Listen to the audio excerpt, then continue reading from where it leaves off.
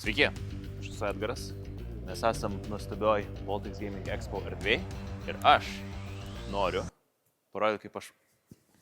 Eisim pasivaikščiosim, pasižiūrėsim, kaip atrodo Sanjan gerbimieji erdvė, kur galėsite irgi atsisėsti, išbandyti. Kompai jau yra sudėti, o kieno čia? Tarp kitko, Sanjano visoje erdvėje galėsite išbandyti savo jėgas Rocket League'oj, kai jau bus viskas paimta. Prailgintuvas, šiaip geras prailgintuvas. 1, 2, 3, 4, 5, 6. Nufilmuok, kad gražiai matytųsi visi šitie kompai. Ir praeik tokį trumpą gražų.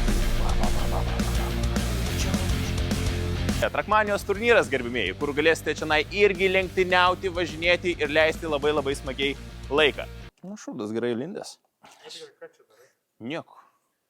Visi rimčiausi žaidėjai sudės arba iš vienos pusės, arba iš kitos. Kaip matot, kompiuteriai irgi yra sudėti, tas didysis ekranas per vidurį bus įjungtas, švies. Daug čia iš tikrųjų tų turnyrų vyks šitoj erdvėje. Man patinka, žmonės šitai matosi, kad užsiėmė. Po to ir žaidimų balso erdvė, kur galėsime su jumis pasišaudyti ir pasimėsit kašiuką ir padaryti visokiausių fainų dalykų. Sako, netgi sofą turėsim. Kas yra Max, turim staigmeną, gerbimieji. Reikia nueiti į dar vieną vietą. Speciali erdvė, kurios dar anksčiau nebūdavo.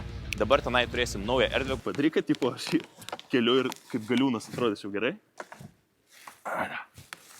Ir gali biški beats, kaip normaliai atrodysiu.